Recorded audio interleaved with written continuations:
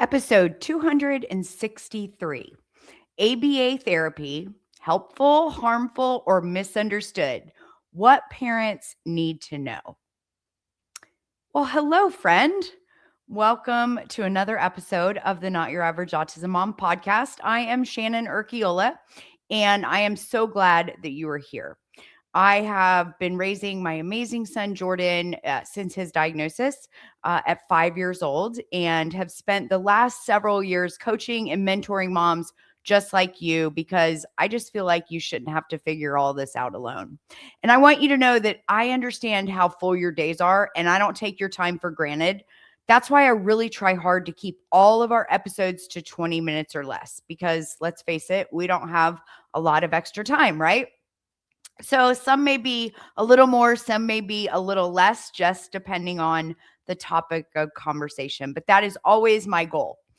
You've got enough on your plate, and I want to make sure every minute you spend here is worth it. So we do things real quick and practical around here. But let me ask you something. Have you ever had one of those mornings where your child just simply refuses to move? You're trying to get out the door for school. You're asking them to put on their shoes and get their jacket, get in the car. You're asking them to walk into the building, and somehow what should have taken 5 minutes turns into 30 or 40, or sometimes the whole morning completely falls apart. And in those moments, it's easy to start wondering things like, are they just being stubborn? Why is everything such a fight? And what am I supposed to do about it? Because eventually someone, maybe a doctor, maybe a therapist, maybe a school team, brings up something many parents have very strong opinions about, and that is ABA therapy. And if you've spent any time in the autism world, you've probably noticed something pretty quickly. Some families absolutely swear by ABA, and others absolutely despise it. You'll see heated conversations online, strong opinions in Facebook groups.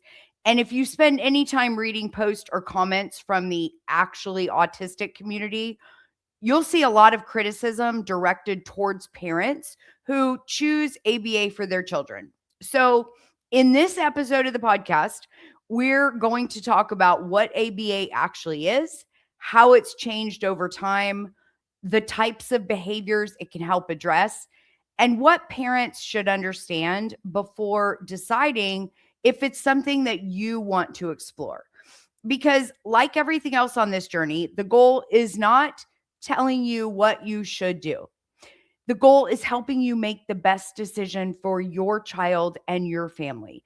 And listen, my goal here today is not to debate anyone.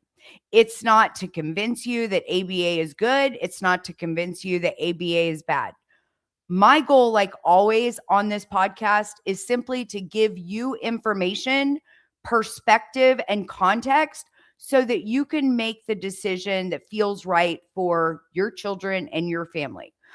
Because what I can tell you is, after raising Jordan for nearly 3 decades and working with thousands of autism moms, I know there is never just one path that works for every child. And I recently saw a post online from a mom that really got me thinking about this topic again. And honestly, it's something I hear from parents fairly often. She wrote that the psychiatrist who manages her son's medication recently suggested ABA therapy again.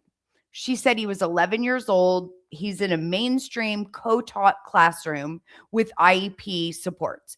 And she said they've never really done therapy before, but she's starting to feel increasingly frustrated because he refuses to do even the most basic things in a timely manner. She described a situation where he refused to go to school for 40 minutes that morning until she actually had to go back to the school to help him get inside the classroom.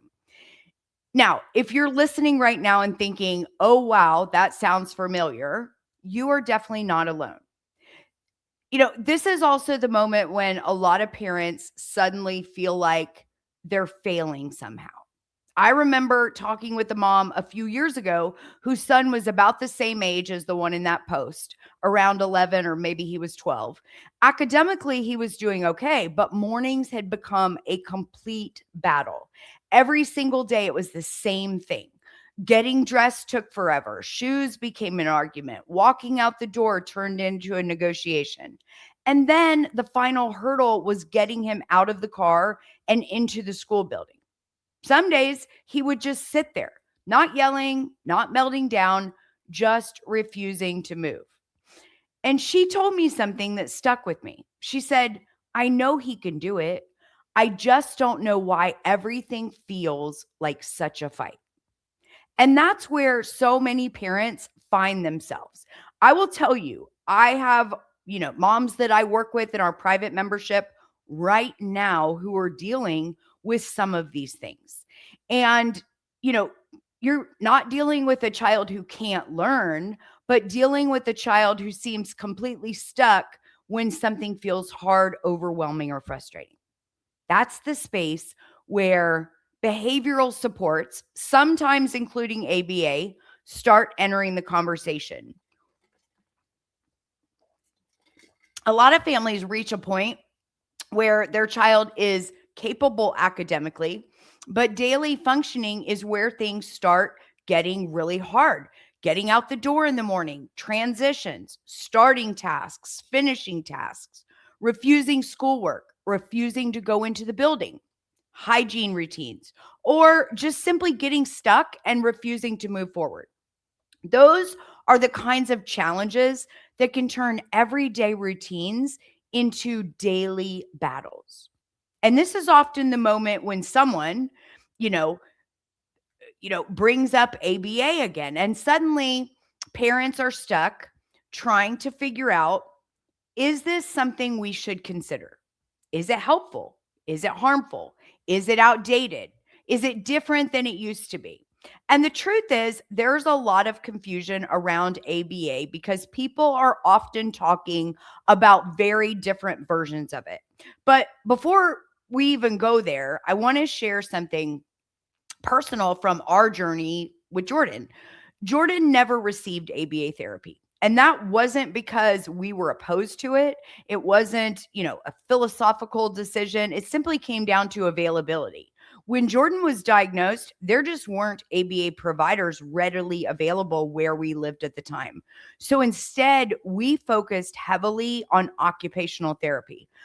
And I'll tell you something that OT helped us with that looked a lot like what some families are getting from ABA. Jordan used to get completely stuck when it was time to transition from one activity to another.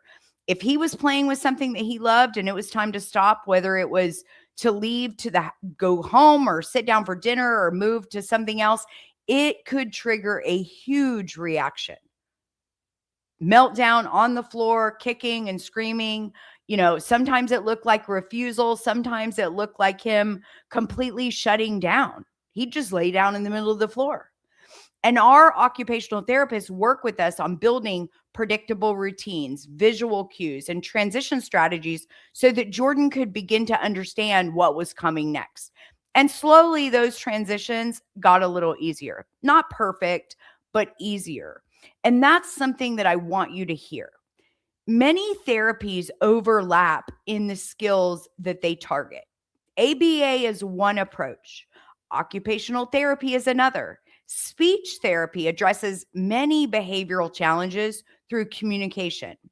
Most families end up building, this kind of toolbox, not relying on just one thing. And occupational therapy helped us tremendously with things like sensory regulation, transitions, independent skills, and just daily routines overall. So, right from the start, I want to say something really important. There is no single therapy that every autistic child must have. Some families use ABA, some use OT, some rely heavily on speech therapy, right? Most of us end up using a combination of different types of support along the way. The real goal is helping your child develop the skills that make life easier for them. So, today I want to talk about what ABA actually is, how it's changed over time, and we're going to get into the different ages and what parents should know before deciding if it's something that, you want to explore. ABA isn't about changing who your child is.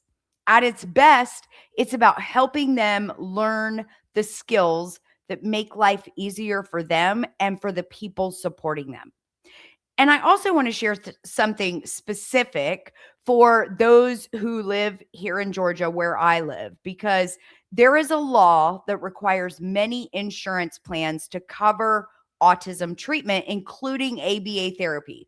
But there are some important details that parents should understand before assuming that your insurance will automatically cover it. So let's just start with the most basic question. What exactly is ABA? ABA stands for Applied Behavior Analysis. And at its core, it is simply the study of behavior. More specifically, it looks at three things: what happened before a behavior, what the person does, and what happens after the behavior. So you'll likely hear it referred to as the ABC model of behavior. It's antecedent, behavior, and consequence.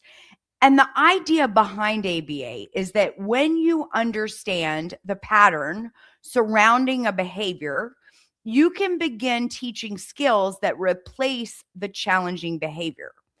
So instead of focusing only on stopping a behavior, the goal is usually to ask, what skill is missing here? So let me just give you an example.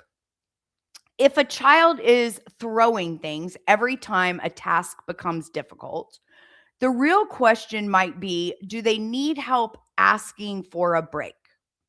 Do they feel overwhelmed by the task? Do they lack the skills to complete the task? Because behavior is almost always communication about something.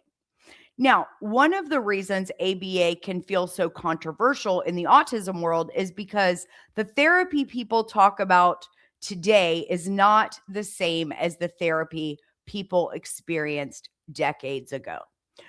Early versions of ABA were often very rigid. You might picture a child sitting at a table doing repetitive drills for long periods of time. The focus was often heavily on compliance. And in some cases, historically, punishment based approaches were used as well.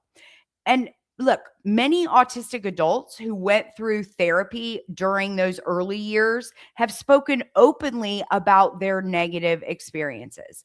And I believe their voices matter, their experiences matter. I've also spoken with parents who tried ABA and said it completely changed daily life in their home because their child finally had tools to communicate when they were overwhelmed. And I've spoken with parents who tried it and decided it wasn't the right fit for their child.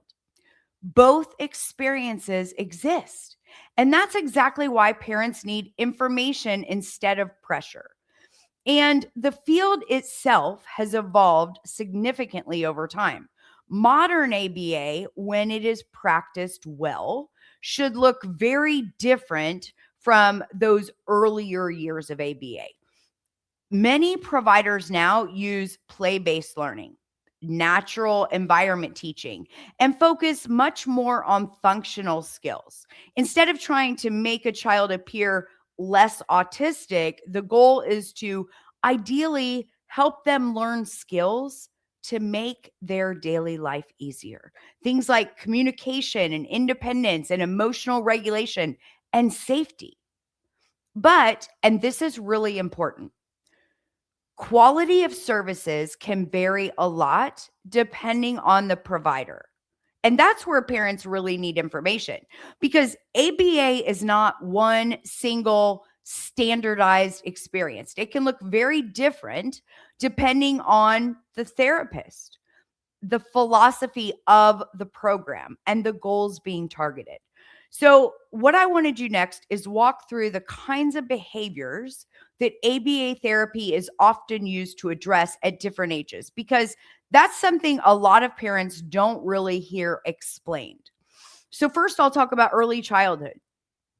In early childhood, ABA is often focused on building foundational developmental skills. This might include things like learning how to communicate wants and needs, right? Requesting help, pointing or gesturing, using words or communication devices, learning to follow simple directions, playing with toys appropriately, taking turns, handling transitions between activities, reducing severe tantrums or aggression, and teaching basic daily living skills like brushing teeth, getting dressed, toilet training. For many young children, these foundational skills can make a huge difference in their ability to participate in school and therapy and family routines. So, you'll hear me talk about often. I am a big believer in early intervention because I've seen the success of early intervention through many different kinds of therapies. But I always say, even when I talk about evaluations, like, if I know you're scared, I know you don't want an autism diagnosis, but get the evaluation because you don't know. It might not be autism. And that's a whole different topic. But my point is, the earlier you get evaluation to know where the challenges are, the earlier you can begin intervention. And maybe that is ABA for you. Maybe it's OT or speech, but whatever that intervention is, the earlier you get it, the better. Now, let's move into elementary school age. So, as children get older and start school, the focus often shifts towards learning behaviors that support success in the classroom. That might include things like starting tasks, completing assignments, following multi step directions, handling transitions between activities, managing frustrations when they can't stay completely focused on a preferred activity, learning how to ask for help, accepting changes in routine, reducing behaviors like shutting down, hiding under desks, or refusing work. Some children also receive support with social skills during this stage, like learning how to take turns, back and forth conversations, recognizing personal space, or, joining group activities on the carpet. Those are the things that they focus on in elementary. When they transition to middle school, this age range is where many parents start seeing new challenges emerge, especially around independence and control. And this is actually very similar to the post that I mentioned earlier about the 11-year-old refusing to enter school. So ABA at this stage may focus on things like school refusal, task avoidance, executive functioning challenges, homework, managing morning routines, handling frustration without escalation. And I will just tell you, one of the moms that I've worked with for many years, her son Jax, they had huge success bringing ABA into their home in the morning to help Jax with morning routines. Because, I've talked about it before. Many of us as moms, we tend to do too much, right? We give too much, we do too much. And it was very successful for their family bringing in an ABA therapist in the morning to walk Jax through his morning routine, to take Pam completely out of the mix. And, that's exactly what happened. And it was a huge success. He successfully can do his mornings without needing mom any longer. Another thing they work on is like personal hygiene, having flexibility when plans change, and learning how to communicate when something feels overwhelming. Maybe they're disappointed because they didn't make the team. Sometimes these behaviors are less about a child not wanting to listen and more about anxiety, overwhelm or difficulty managing the demands that are placed on them. So, understanding the function of the behavior becomes really important here because what can look like stubbornness on the surface is often something very different underneath. I remember one mom telling me about her daughter who would absolutely refuse to start homework every afternoon. The moment the backpack came out, the battle began. Crying, yelling, avoiding the table, and the family spent months believing the issue was defiance until someone slowed the situation down and asked a different question. What is happening right before the behavior? Well, they eventually realized that the assignments were being given without clear instructions. And her daughter genuinely didn't understand what was expected. So instead of asking for help, she just avoided the work completely. Once the instructions were broken down and she learned how to ask for help before getting overwhelmed, the refusal dropped dramatically. So the behavior wasn't really about refusing, it was about not knowing how to move forward.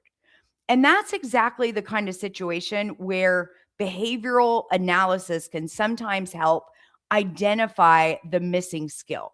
Now, as children move into the teenage years, therapy often begins focusing more on preparing for adulthood and independence. So they might have goals like, again, personal hygiene, cooking simple meals, doing laundry, managing daily schedules, scheduling appointments, handling stress and emotions, navigating social situations, um, learning community safety skills, understanding boundaries, right?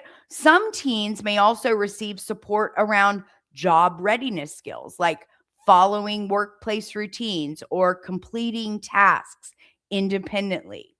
And I want you to know too, ABA can also be used with young adults, particularly when the goal is increasing independence and improving the quality of life. So it might include things like vocational skills, community navigation, riding the bus, budgeting and money management, daily living skills, self advocacy, and learning strategies to manage emotional regulation. So, when people say ABA therapy, it can actually refer to a wide range of skill building goals depending on the individual. Now, before I move forward, I want to talk specifically just for a minute to my families here in Georgia where I am, because there is something important that you should know about insurance coverage. In Georgia, there is a law often referred to as AVA's law, which requires many state regulated health insurance plans to cover autism diagnosis and treatment, including ABA therapy. However, there are some important details that you need to understand. Coverage generally applies to children age 20 and under, and insurance plans are allowed to place a cap of $35,000 per year on ABA services. And the therapy must typically be provided or supervised by a board certified behavior analysis, all usually called a BCBA. So, board certified behavior analyst, called a BCBA. Now, here's the part that sometimes surprises families. Not every insurance plan is required to follow state laws. Some employer based insurance plans are what's called self funded, which means they operate under federal regulations instead of state mandates. So if you live in Georgia or really anywhere in the country, the best thing you can do is call your insurance provider directly and ask very specific questions about what your plan actually covers. And for those of you listening outside of Georgia, every state in the US now has some form of autism insurance mandate, but the details vary widely. Different states may have different age limits, different coverage caps, and different provider requirements. So, again, Checking directly with your insurance plan is always the best place to start. Now, before we wrap up today's episode, I want to share a few things parents should consider if they're thinking about exploring ABA. Because the most important factor is not simply whether you choose ABA, but the quality of the provider and the goals being targeted. A good provider should be able to clearly explain why a specific behavior is being targeted, what skill will replace that behavior, how progress will be measured, and how you as parents will be involved in the process. You should feel comfortable asking questions. You should feel included. And the goals should make sense for your child's daily life. If therapy goals feel focused only on making a child appear more typical, that's worth questioning. But if the focus is helping your child communicate, regulate emotions, navigate daily routines, and increase their independence, those are meaningful skills. The most important thing is that any therapy respects your child's dignity and individuality while helping them develop the tools that they need to move through the world more comfortably. And like so many things along this autism parenting journey, I have learned what works beautifully for one family may not be the right fit for another. And that is okay. Your job is not to follow what the internet says you should do.